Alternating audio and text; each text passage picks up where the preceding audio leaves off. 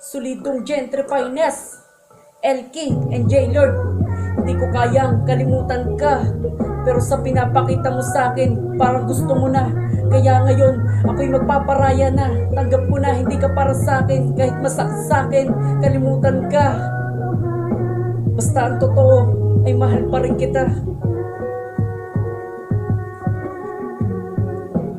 Alam mo naman kasi na labis kitang mahal, kahit madalas mo kong sinasaktan mahal.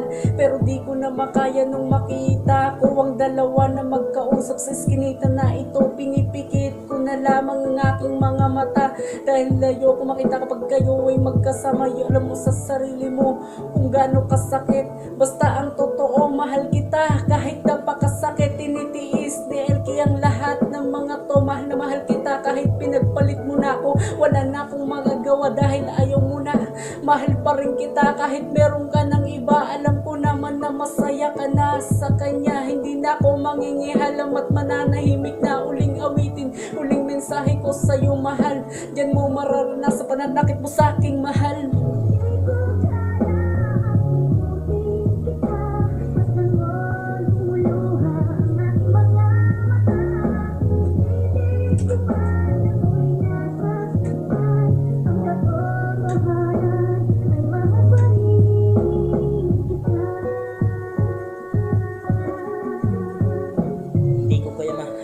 Mawawala ka na, paano na lang ba ang pinagsamahan nating dalawa? Maglalako na lang ba ng ganun na lang? Paano ko pa masasabi ikaw lamang mahal ang hindi ko lang kinaya na ako'y di mo na mahal? Pero kahit gaano ko sakit, titiisin ko yan para sa'yo. Mahal kahit gaano kasakit, titiisin ko yan para mapatunayan ko sa'yo na ikaw ang dahilan. Kaya naisulat ko itong awitin ko sa iyo. Sana mapakinggan mo ang mga sinabi ko, na kahit tayo'y magkalayo, di ko kayang kalimutan ng isang katulad mo. Dahil ikaw lamang ang nag-iisang minamahal ko. Pero hanggang dito na lang ang masasabi ko sa'yo, na kahit hindi ko kaya, titiisin ko to. Then na lang mararamdaman ang mga sinabi ko sa'yo.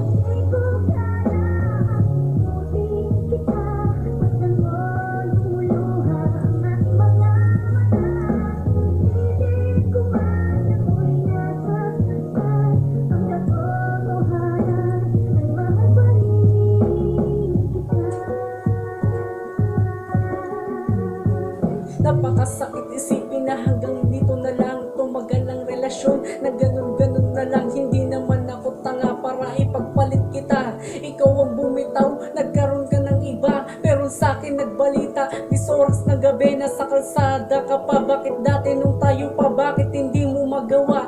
Hindi ko naman sinasabi na malandi ka, pero may nagsabi sa akin na malapit na. Oo, dati ako sa'yo ay nagtiwala, ngayon hindi na, kasi meron ka ng iba. Pero sana si LK ay maalala mo, kahit puro pananakit ang mga ginagawa mo. Ngayon ako'y naniniwala na walang forever, wala nang tatawagin Jellica at Jester. O tapos na nga ang ating relasyon. Mag-iingat ka na lang kung saan ka man naroroon, kung saan ka man naroroon.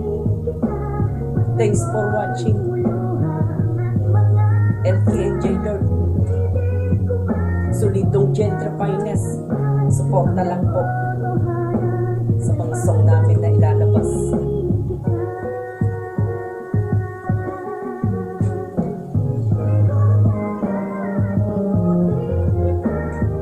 Kahit masakit sa amin yung mga nangyayari, basta kayo pa rin yung minamahal namin na babae sa General Trias, Cavite. Mahal pa rin kita.